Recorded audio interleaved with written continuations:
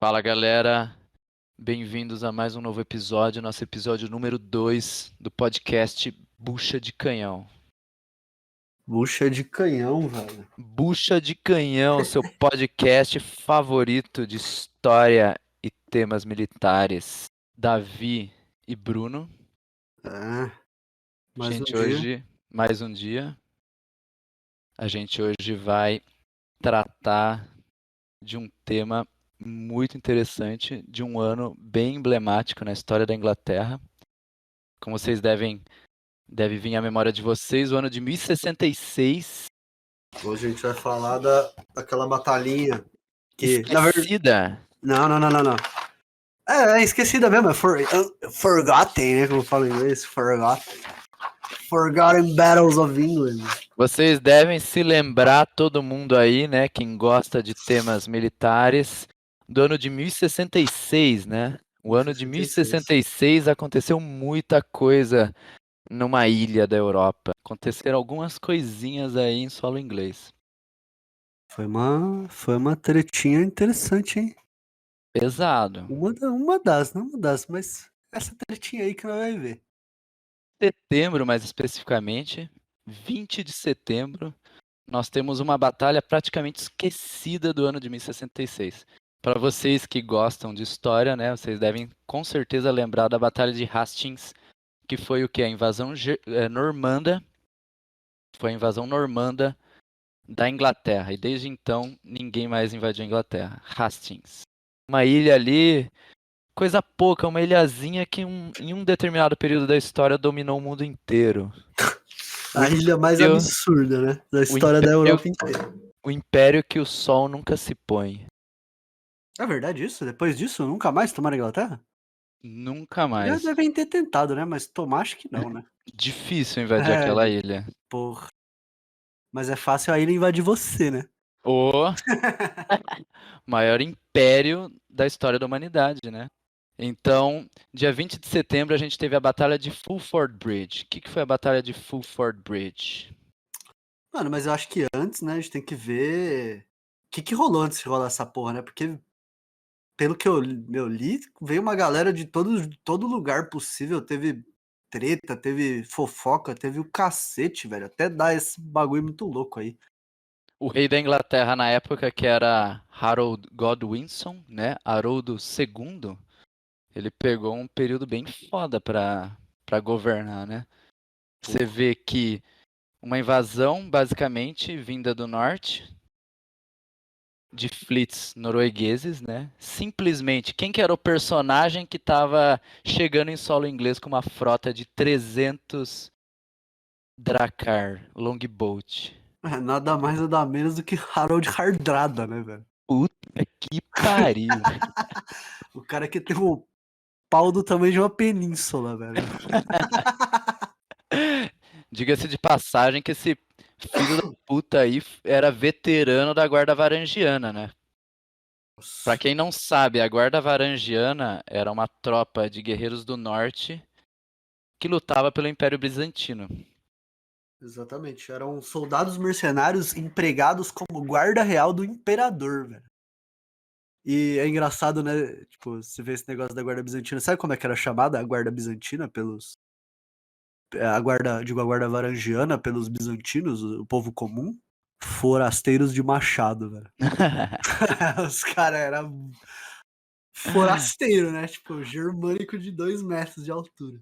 Pô, Você vê mas um Viking de longe quando o cara tem um machado, um escudo o cara é blindado, né, e gigante. fudido. Pô, mas antes dessa invasão aí, tudo isso aconteceu por causa do rei, né? O rei bateu as botas aí. Teve uma treta absurda, né? O rei Eduardo, né? Era o The rei, Confessor. o confessador. Os filhos dele já se odiavam. No dia da morte dele, o filho dele mais velho, o Haroldo II, correu pra Londres, né? Encontrou o bispo lá e bum, se curou o rei. Ganhou a fita. E o irmão mais novo dele, né? O Tostig. Ixi, ele ficou pra se fuder, esse cara aí. Esse era o famoso irmão cabaço ali, que tinha inveja do irmão que era rei, entendeu? Mas no meio de tudo isso teve outro cara, né? Quem que foram os caras que falaram que a coroa era deles? Como é que foi isso aí? Tivemos aí, né, o William, o conquistador da Normandia, né? Ele se reconhecia como um legítimo herdeiro do trono inglês, Aí, ao a mesmo tempo Normandia, só pra falar, galera, onde é que fica a Normandia contextualizar. mesmo? É. Normandia é uma região da França, né? Lá no próximo ao Canal da Mancha. Então é a região mais próxima ali. A Normandia, como vocês devem saber, né, da Segunda Guerra Mundial foi onde aconteceu o desembarque aliado lá, que a gente também vai tratar aqui no podcast, porque lá teve bucha pra caralho. Nossa. Se teve, MG-42 e bucha, mas agora a gente vai falar do William. Ele desembarcou, ele tinha planos de desembarcar no sul da Inglaterra. Ele clamou pelo trono da Inglaterra. E é engraçado porque ele até mandou uma carta pro rei Haroldo, e o rei Haroldo nem leu, assim. E ele mandou outra carta pro Papa, e o Papa legitimou o bagulho. Falou, não, pode pegar mesmo, Cristo te ajuda, é isso aí. Deus Vult. Deus Vult. E os noruegueses foi tipo uma parada parecida, só que eu acho que foi um pouquinho mais legítimo do que os noruegueses, porque acho que foi 1016 e 1015, né, que o Knut, né, O Knut, né, morreu, teve seu filho Harthkanut, que ele era é, simplesmente rei da Escandinávia e rei da Inglaterra. de E toda a aí, Escandinávia. você imagina, e aí ele morreu, simplesmente o reino se dividiu, e posteriormente seu bisneto era um cara assim, tranquilo, né, um cara que serviu ali 10 anos na guarda varangiana em Bizâncio, né, um cara de boa. O cara só viveu 15 anos como mercenário de uma das épocas da humanidade mais, tipo, regadas a sangue, assim, e sobreviveu. Quem que é esse nosso personagem aí principal que a gente vai falar hoje da batalha de Fulford, a primeira batalha das três que a gente vai trabalhar. Quem que é esse cara aí, esse É sujeito? Harald Hardrada, o destruidor da terra, velho. Destruidor de terras. Land Waster. Land Waster. Harold Hardrada, Flagelo do Norte. o flagelo do norte. Harold Hardrada simplesmente fez uma armada, começou a construir uma armada no ano de 1062 e ele falou: Meu, eu vou invadir essa porra, eu não quero nem saber. Ele construiu praticamente 300 barcos que cabiam 80 homens cada, com o máximo da tecnologia viking da época. Não poupou despesas. Não poupou. I spared no expense. É, Exatamente. juntou 10 mil homens para a empreitada. 10 mil Não. homens. Foi quase 10, né? Foi muita gente. Imagina, 10 mil homens cruzar o mar, assim? Tipo, você tá louco. Você tá loiro. E é engraçado, né? E Porque já começa a diferença entre o homem viking, o homem escandinavo, né? E o homem inglês, né? Como você mesmo disse numa das nossas conversas, quantas pessoas tinham mesmo na Escandinávia? Era um guerreiro a cada 200, quantos? 200 mil pessoas na Escandinávia, enquanto a Inglaterra tinha cerca de 2 Três, milhões, né? dois, 2,5 três. milhões.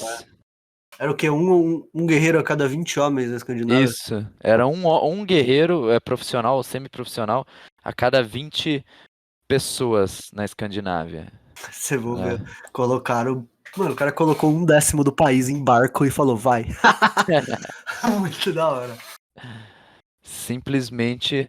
Mas assim, ele não fez isso sozinho, né? E aí entra uma questão muito interessante aí, que a gente tem outro personagem importantíssimo aí no nosso episódio de hoje, que era Tostig.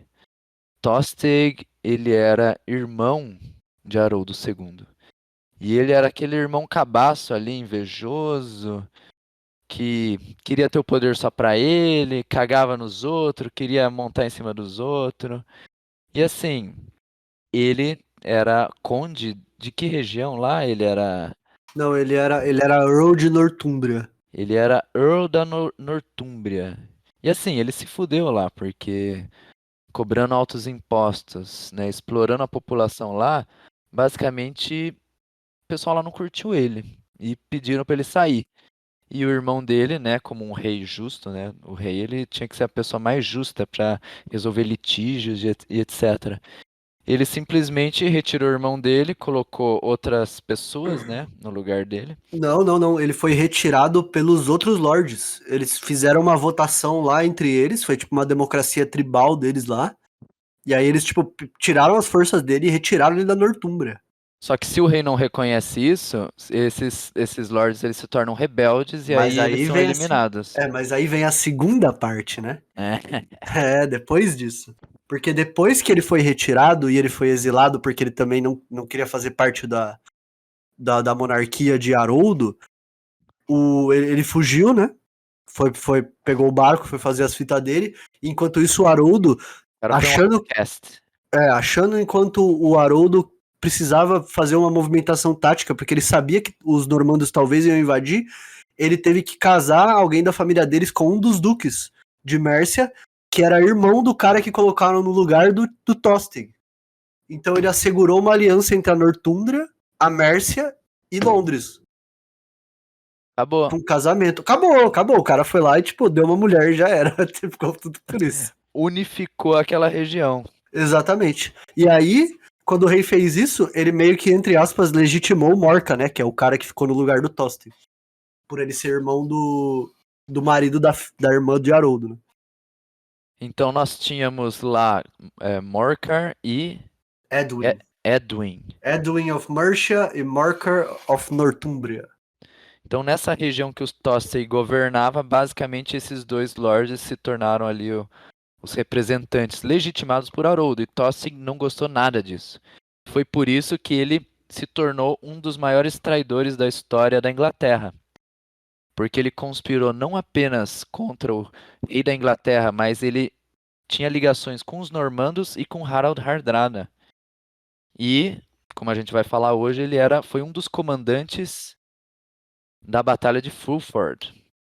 Ele foi uma peça-chave disso acontecer. Porque além dele ser britânico e ele conhecer o campo, conhecer o país, conhecer o povo, conhecer os exércitos, ele foi até a Noruega conversar com Hardrada. Porque, galera, vocês têm que entender que naquela época não tinha Google Maps, não tinha essas nutelícias aí de hoje em dia. Exatamente.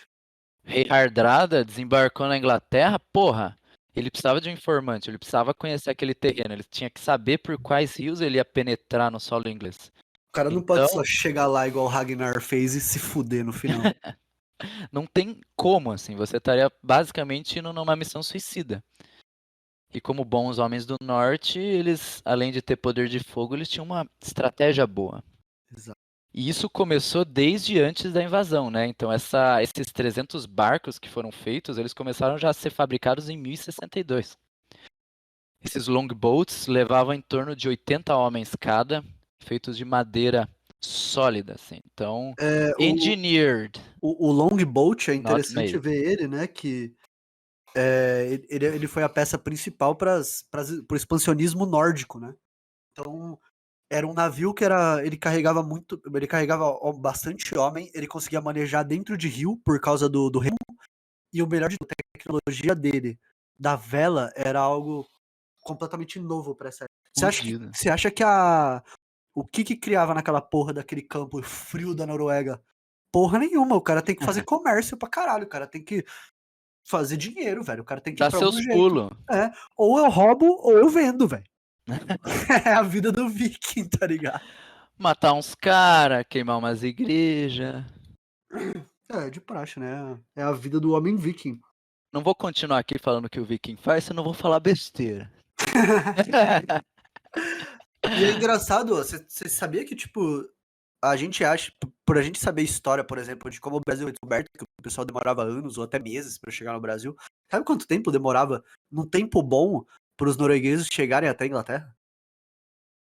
De 3 a 6 dias, velho. 6 dias. Se o tempo fosse bom, o barco tava a 8 nós. Pô, você sabe o que é isso? No ano 1000? Você No vê ano... que era uma engenharia absurda Não. que eles tinham, uma engenharia náutica absurda, um conhecimento, né, dos ventos, das estações. Os vikings, eles entendiam até movimentos migratórios de animais, então eles sabiam, por andar muito nas costas e fazer comércio, eles entendiam e viam os tipos de animais que estavam em cada região. Então eles conseguiam identificar da onde eles estavam perto só pelo animal que eles viam. Os caras, eles eram muito inteligentes, assim. Eles não podiam se perder, eles não erravam. Era muito difícil eles errarem no mar. Naquela época, em 1066, velho.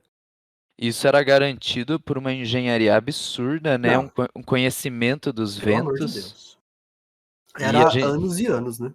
e a gente tem aí registros que mostram que assim, a invasão, a fleet do Harald Hardrada saiu a fins de agosto, né? E a Batalha de Fulford, ela ocorreu no dia 20 de setembro. Exatamente. Isso justamente por causa da season, né? É, Que era favorável para os a ventos, né? Para a temporada, velocidade né? que eles queriam chegar. A estação. E eles chegaram na estação certa. Então, eles, sem ver que na guerra você tem que fazer até o uso, quer dizer, especialmente, né, para quem já se interessa pelo tema, isso é óbvio, mas usar o terreno, né, usar o clima, usar todas as condições da natureza ao seu favor. Imagina se os caras chegam no inverno nevado lá. Os caras iam se fuder. Mesmo que eles eram vikings, eles iam se fuder de qualquer jeito. Porque isso atrasa, né?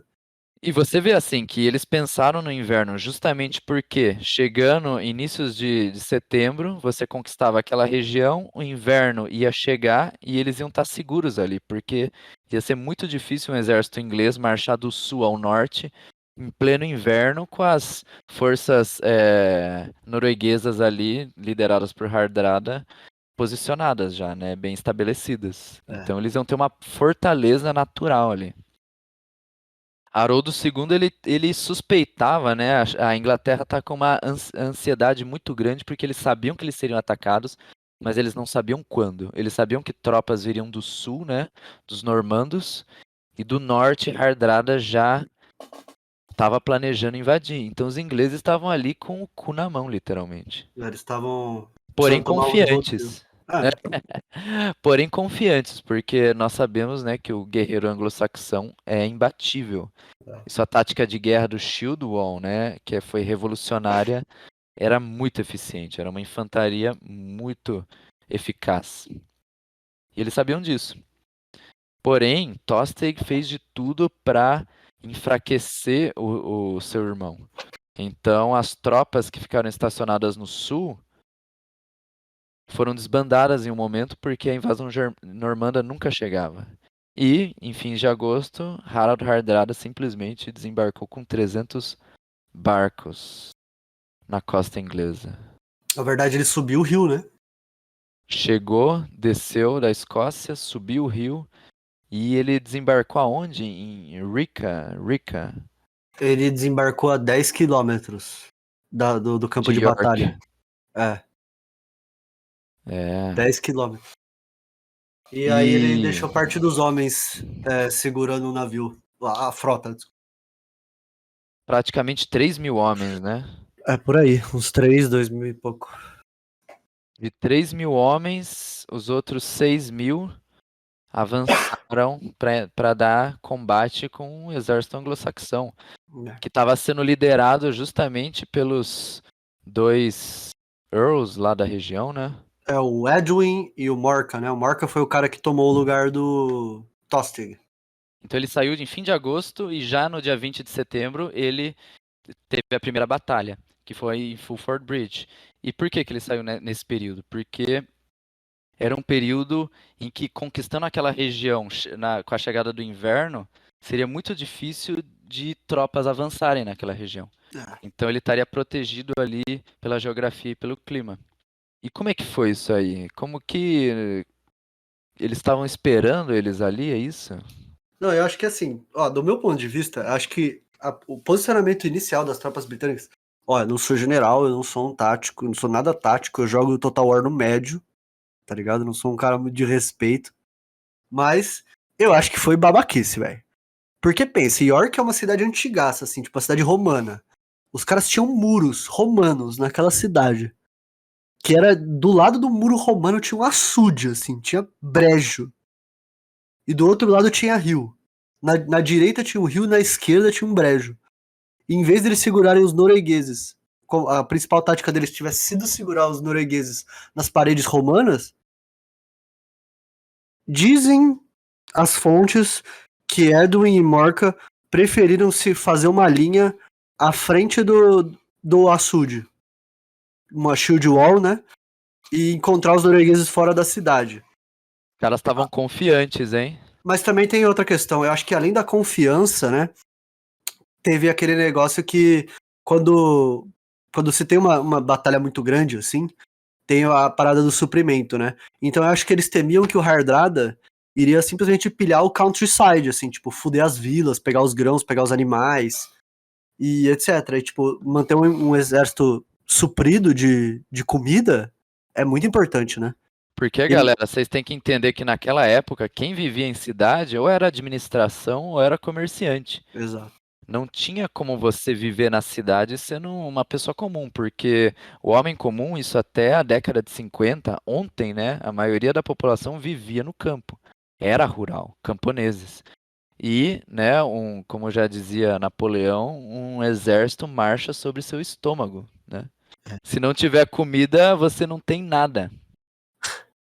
Se a gente for ver, por exemplo, imagina, eles se sitiarem dentro eles se prenderem dentro de York, atrás dos muros, e os noruegueses só sitiarem eles. Eu acho que assim, acho que eles podiam ter encontrado os noruegueses na parede e ter feito alguma coisa, mas também eu entendo o lado deles. E, querendo ou não, né, eles tinham forças parecidas até. Os vikings, eles estavam com mais ou menos uns 6.000 homens, por aí. E os saxões, eles estavam com 5.000, quase 5.000 homens. Eles tinham um Uhum. pouquinho de gente a menos. E eles não. E os noruegueses, eles chegaram, né, justamente em fim de agosto, que é quando acaba o verão, e setembro, quando começam as chuvas. Então eles sabiam que tinha que ser uma vitória rápida, porque aquela região é uma região que tem muitos rios, muitos pântanos. E justamente a batalha que a gente vai falar hoje de Fulford Bridge, ela foi decisiva justamente porque ela aconteceu num terreno muito favorável, né, para sendo bem usado, que era um pântano, né, era um bog, um marsh de Brejo. um brejo, né, um brejo de derretimento glacial. Então, basicamente, a batalha ocorreu, né, ao lado do rio Us, Us. O-U-S-E. É isso aí. Então, basicamente, os noruegueses marcharam para o norte para dar encontro com as tropas inglesas e ao lado esquerdo eles tinham a defesa do rio Uze, enquanto que em contrapartida os exércitos britânicos liderados por Edwin e Morcar, eles tinham o rio Uze à sua direita. E o que aconteceu?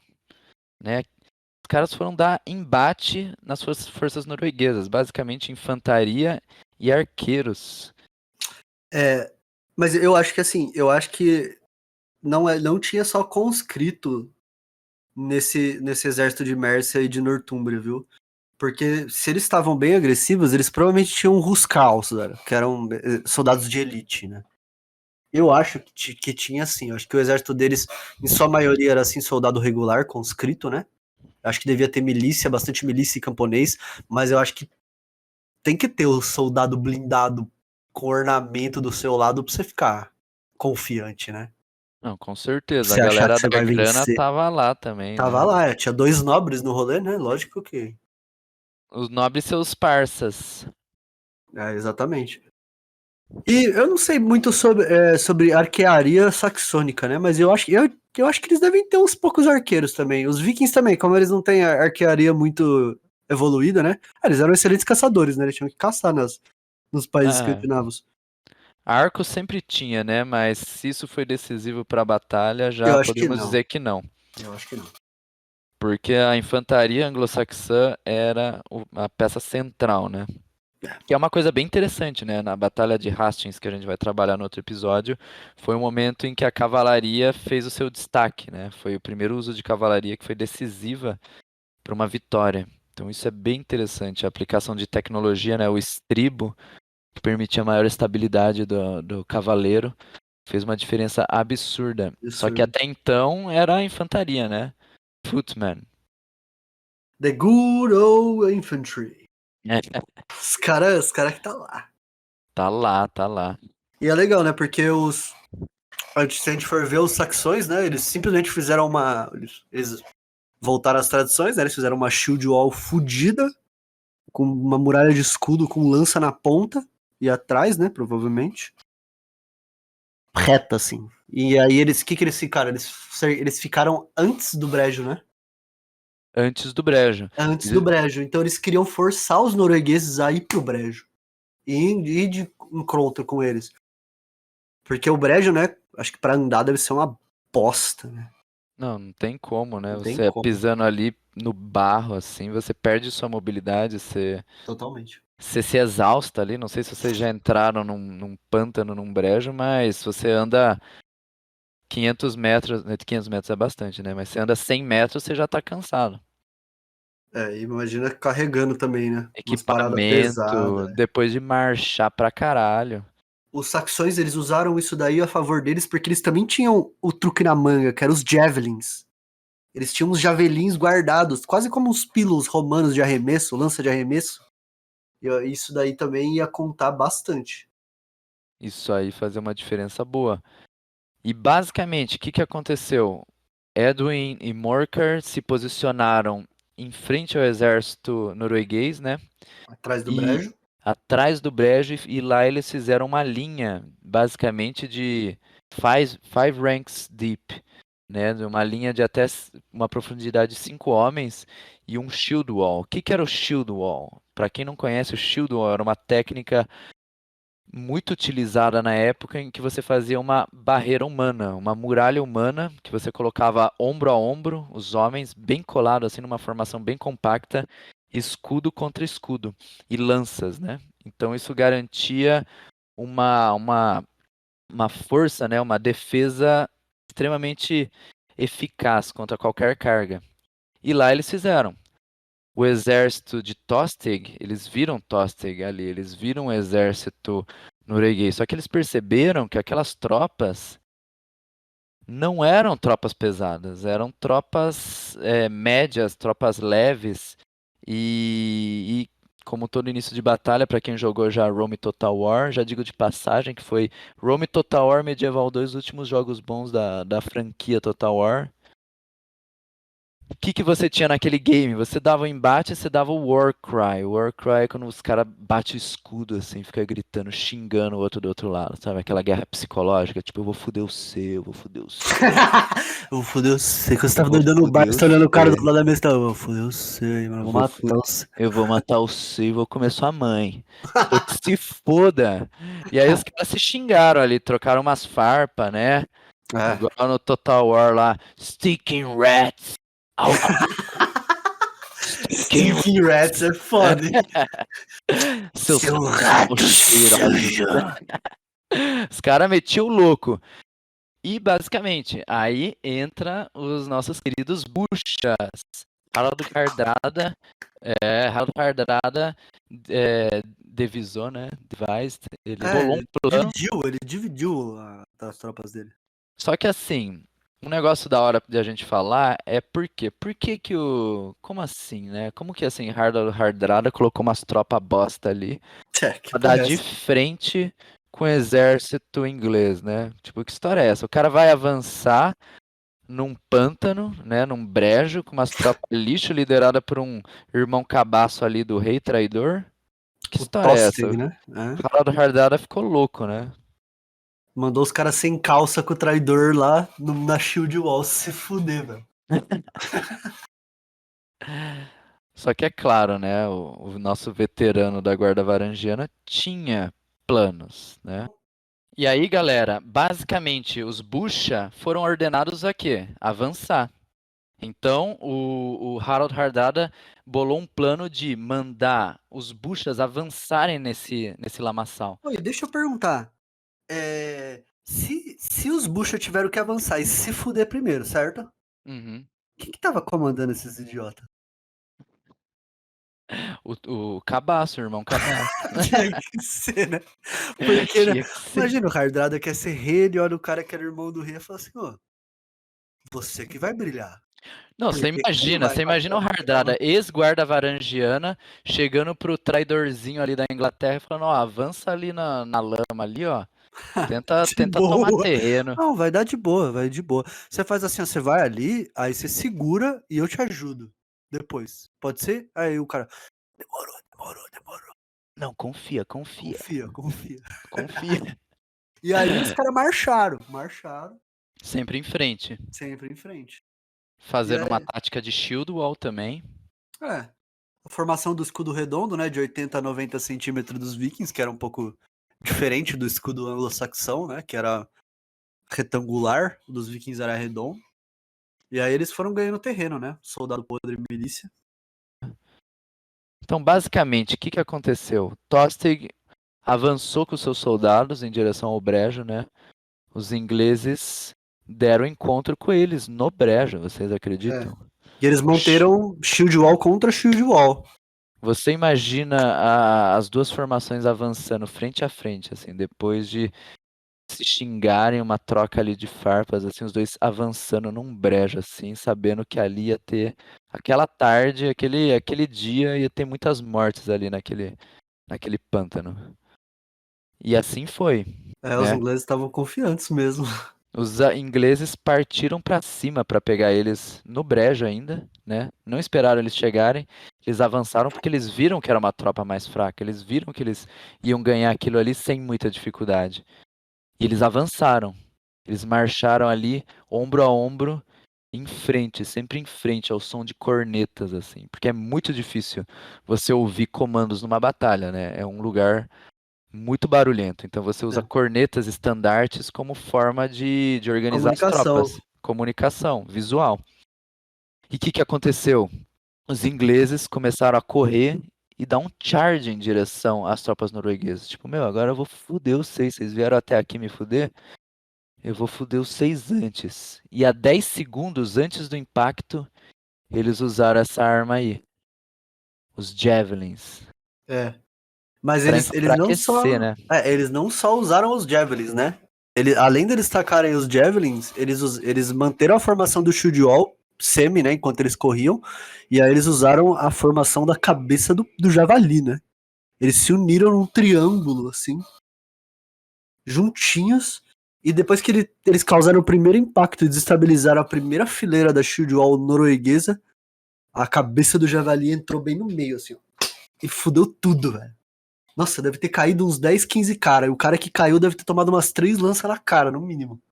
A técnica da cabeça do javali, ou hog's head, pig's head, era uma tática inspirada na própria natureza. Então você vê como que a natureza ela é essencial para, em forma de o ser humano aprender, né, emulando o que a natureza faz e aplicando na guerra. Então a cabeça de javali era basicamente uma reprodução do que o javali faz quando ele se sente ameaçado. Então o javali, não sei quem aqui é caçador, já caçou javaporco, já foi numa caçada, o javali, ele é um animal muito agressivo.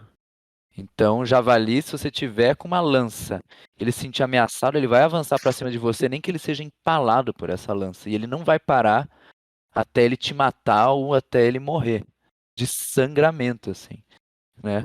E basicamente a cabeça de javali era uma formação em que a infantaria fazia uma forma de triângulo muito apertada, muito compacta e charjava com tudo em direção ao shield wall inimigo, né? De forma a quebrar a linha inimiga, desestabilizar a linha inimiga e que eles pudessem avançar e quebrar aquela posição, né? E só consumir eles, né? Tipo, desestabilizou a linha defensiva deles.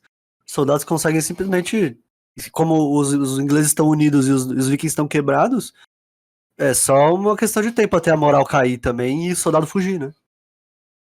Como que a gente vai foder uma linha de defesa cheia de viking? Isso é uma coisa da hora da gente discutir também. O que? O armamento dos vikings. Do que era composto o exército viking? Era lança, era machado? A gente já sabe que eles tinham escudo, obviamente. Então, por Como que ser era essa milícia. tática viking aí de guerra? A gente sabe que eles faziam shield wall, né? Então, o Shield Wall era a clássica formação de batalha do Viking, né? Até porque era usado pra conter casualidades, porque geralmente quando eles raidavam um lugar, eles precisavam manter a posição e se defender mais, porque eles não podiam perder homens, senão eles tinham que atravessar o mar pra trazer mais gente. Então eles tinham que fazer táticas que preservassem a própria vida, sabe? E o Shield Wall foi uma coisa que foi, tipo, duramente implementada, assim, na formação deles. E aí, dessa ideia da Shield Wall, é interessante notar que eles tinham um amplo uso de DNXs, né? Que são os machados de duas mãos, e lanças. Porque servia também, o Shield Wall servia como uma unidade impenetrável, mas o cara que tá na frente, ele não tem contato direto com o outro cara, ele vai ter que passar a mão por cima do escudo e arriscar ser acertado para poder causar dano ao cara que tá na frente, né? Do outro escudo. Então Porque é ele foda a contava. lança, né? Você tem que dar uma distância ali. A lança tem um alcance muito bom. Então, como que um DX conseguia lutar contra uma formação de Shield Wall anglo-saxão se não tivesse uma formação conjunta ali entre um lanceiro e Então, um exatamente, porque X-Men? o Axeman, o Dane X, ele é um machado longo, que ele tem de 1,60 a 1,80 de cabo. A lâmina dele tem mais ou menos uns 25 a 30 centímetros. E parece ser uma arma pesada, mas na verdade ela pesava de 1,5 kg a 1,8 kg. Era uma arma extremamente leve. De boa. Extremamente safe. Ela era para cortar e ela era feita para estocar. E ela ainda servia como um bastão. É legal no livro que chama que é os Viking Ancient Techniques of War, que é um cara que ensina sobre as técnicas vikings de batalha. E ele fala muito ele amplamente fala do uso do DNX e fala como isso ajudou pra caralho na hora dos vikings, tipo, ganharem terreno e, tipo, fazerem o próprio nome, sabe? Eu acho que a arma primordial dos ingleses era a lança, né? E também acho que eles tinham uma pequena tradição de uma espada curta, né? De um fax, de um sax, que é como se fosse uma faca pequena, só que um pouco maior, que corta de um lado só. Eu acho que essas eram as armas meio que primordiais, assim, do exército saxão. E de armadura, eu acho que eles deviam usar. Os soldados melhores, né? Eles deviam estar armados com cota de malha, capacete de metal, uma cota de malha no pescoço também, né? Que fechava o rosto inteiro. Os nobres deviam ter aqueles elmos decorados com folhado a ouro, sei lá. Eu acho que a infantaria básica deveria usar aqueles war coats, né? Que é como se fosse um casaco de guerra, assim, que é um couro bem duro. Junto com uma roupa meio que acolchoada dentro. Já o camponês milícia, né? Ele usava a roupa o famoso bucha de canhão. O Ele bucha. usava. Imagina, o cara pega o feno que ele dá pra vaca, ele levou na guerra, assim. O feno não, desculpa, o garfo. O garfo que ele pega o feno, ele levou lá pra guerra e foi furar alguém com o garfo dele, velho. Já era. Era esse cara. Então eu acho que os ingleses, eles estavam mais. Eu acho que o ápice deles, assim, era manter um pouco mais a distância. Então acho que a lança era uma coisa mais primordial pra eles. Era a arma de escolha, né? Mas eu vou falar também que muito camponês, milícia, etc., usa machado de uma mão também. E aqueles machados de duas mãos, só que curto. Porque é uma coisa simples que todo camponês tinha em casa pra cortar lenha, né? Então podia ser levado pra guerra e ser efetivo do jeito ou de outro, né? Meu, eu acredito que na situação toda, os vikings e os saxões, eles eram bem similares, assim, tipo, em termos de equipamento. Claro que tinha situações diferentes, né? Porque as propostas de guerra deles eram diferentes. Tipo, o que você acha disso? Você acha que eles são parecidos? Eu acho que eles, sei lá. Racialmente, eles são a mesma coisa, quase, né? É, Basicamente. Porque é, os anglo-saxões também invadiram a Inglaterra. Eles não eram nativos de lá. Né? é. Os anglos são povos germânicos, né? Uhum. E os saxões também. É, eles foram assimilados, né? E virou os anglo-saxões. Então, as táticas de guerra, o shield wall era semelhante, né? Uhum. Os ingleses também tinham machados de duas mãos. Os vikings tinham uma arma muito eficaz, que era o Dane Axe, que rachava a cabeça até de armadura, É, né? Machado dinamarquês era muito bom mesmo. Então, basicamente, o equipamento desses soldados eram lanças, machados e espadas de É, dois gumes, né? mas espada de dois gumes era só nobre. Ou um Uhum. cara que era, por exemplo, um soldado de elite, assim, um Ruskal, um Berserker. Os Bush ali tiveram que aguentar, Ó, o cara aguentar o ficou na ferro. mão, hein, velho. Acho que o Tosk, depois de tudo, ele viu aquela. Imagina aquela carga de inglês chegando. Os Nessa caras hora o só, cu tipo. dele fechou e não passava nem sinal de Wi-Fi. E nem existiu o Wi-Fi, velho.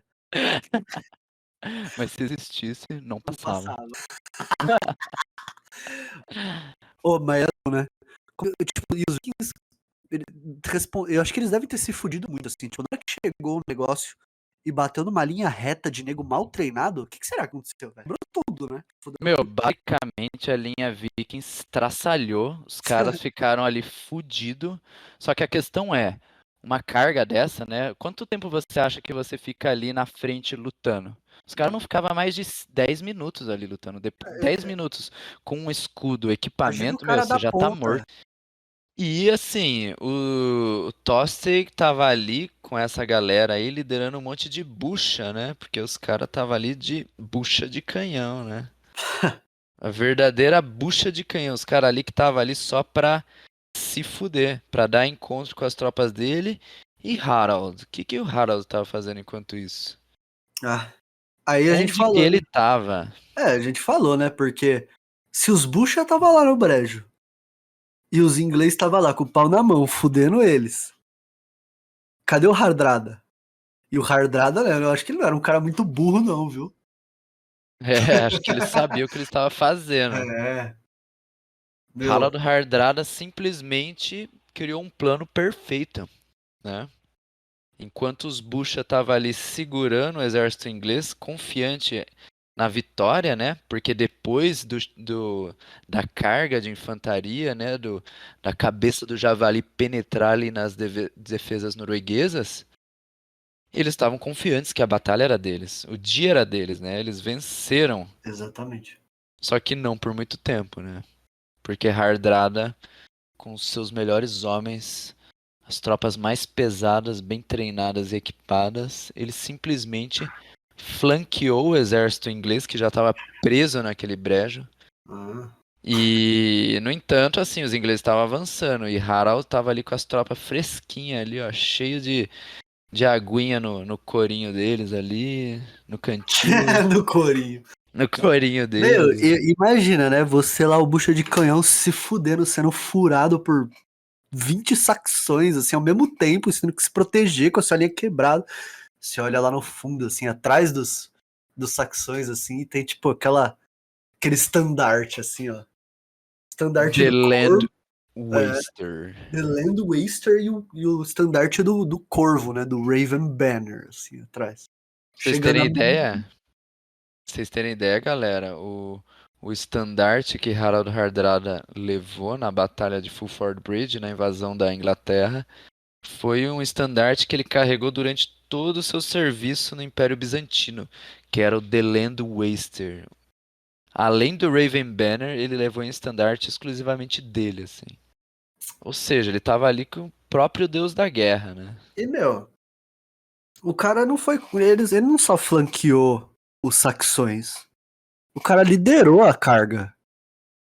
Ele era o primeiro homem da É, linha, velho. é. O cara Meu. deu carga primeiro na frente de todo o seu exército. Teve a honra de fuder os ingleses primeiro.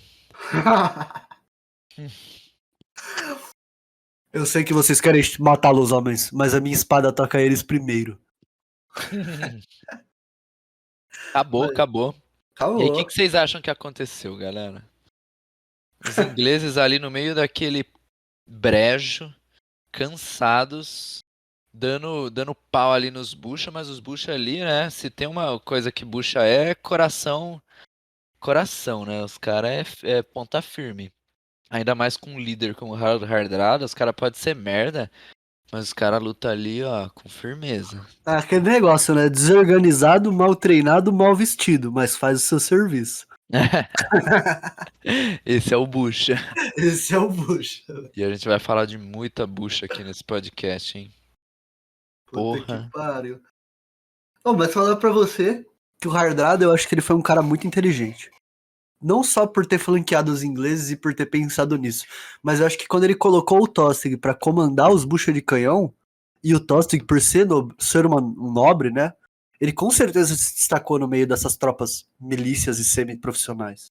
Então, quando os dois nobres ingleses, o Morcar e o Edwin, olharam as tropas inimigas, eu acredito que eles tenham visto sim o Tostig, por causa que um nobre nunca vai ser em comitiva pra guerra, né? Não carrega só Sem seu dúvida, sem banner. dúvida. Então eu acho que isso aí deve ter inflado os ânimos dos comandantes dos ingleses e deu ímpeto pra eles atacarem e perderem a posição de vantagem deles, que aí foi aonde Hardrada venceu.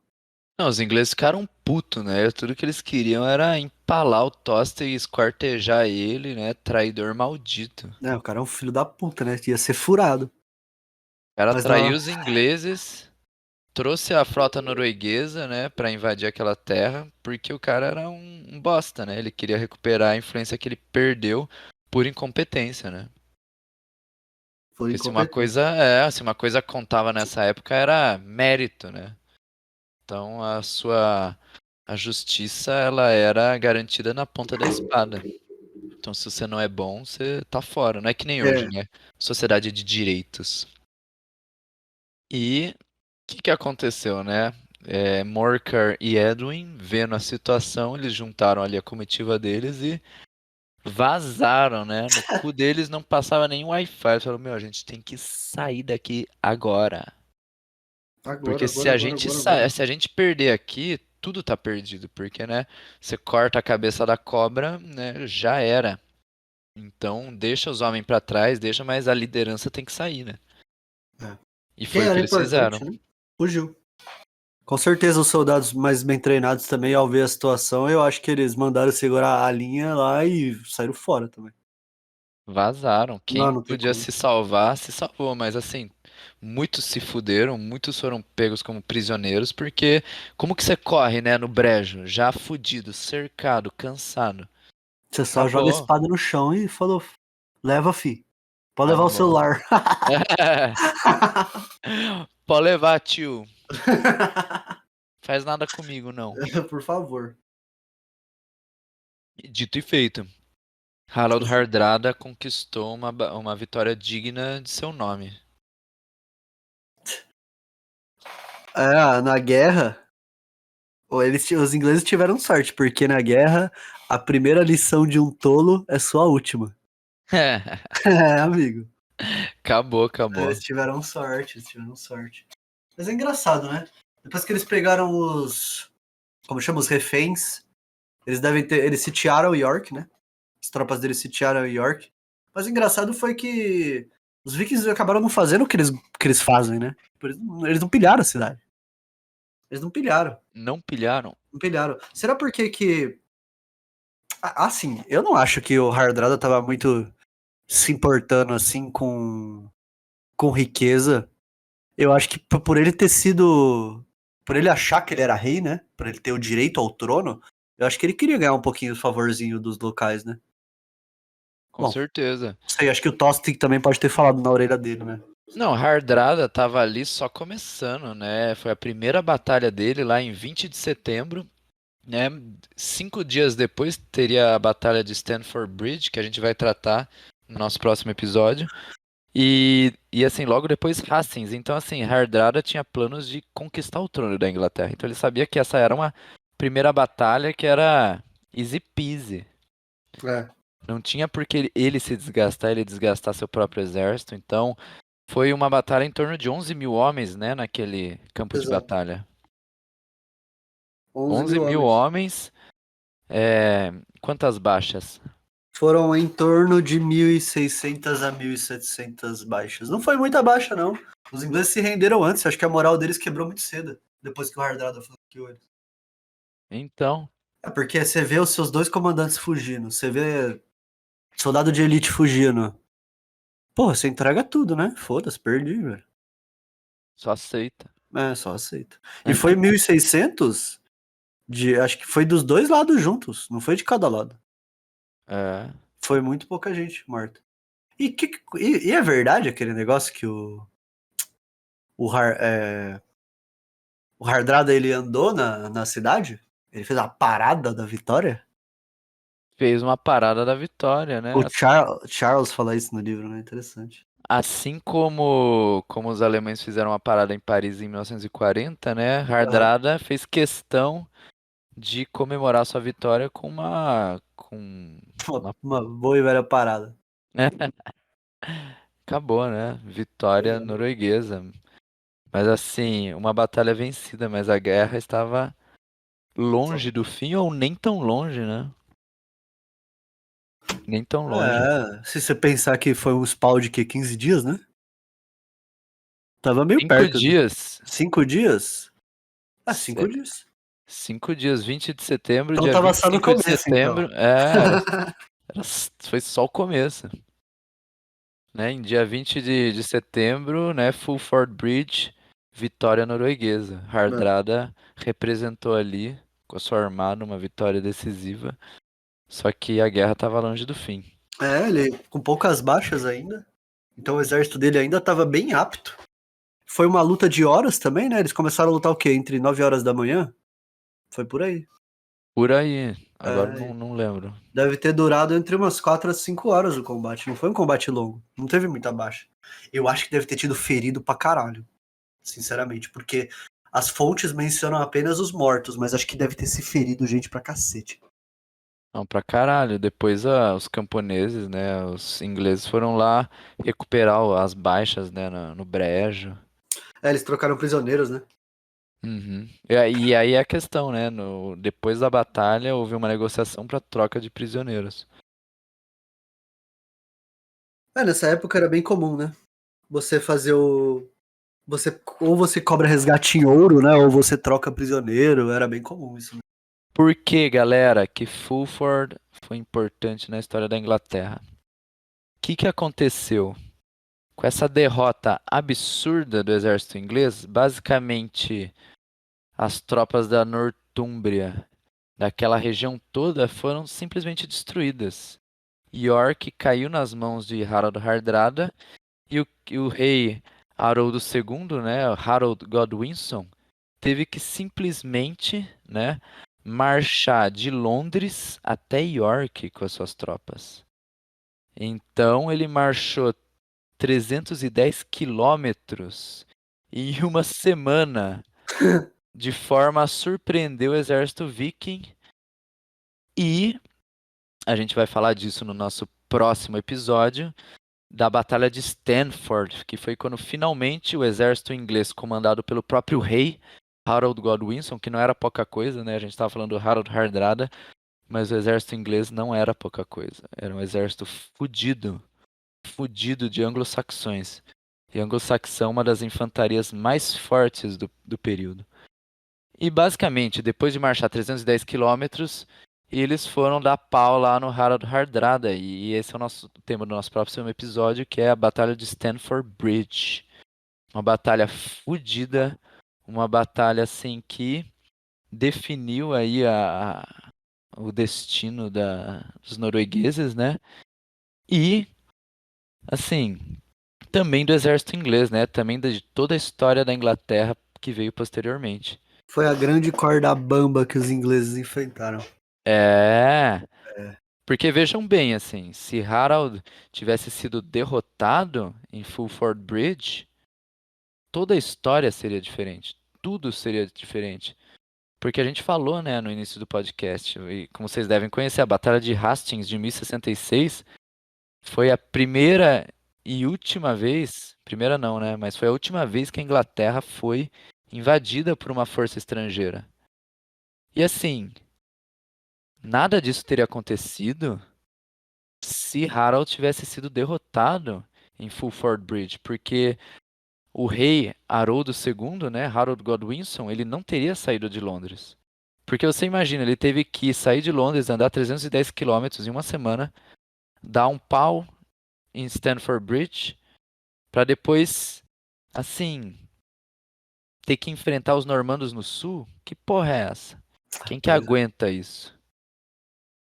E assim, nosso próximo episódio a gente vai ver que a Batalha de Stamford Bridge também não foi coisa fácil, É. né? Para nenhum dos lados. Você acha que nesse aqui os buchas se fuderam que você não viu no próximo? Você não viu nada. Você não viu nada, os caras vão A ser bucha, furados. bucha cantou em Stamford Bridge. A bucha foi pro inferno, né? Na Te- verdade. te- Teve bucha pra caralho. E assim, foi muito louco, foi muito louco. E é E por isso que a gente.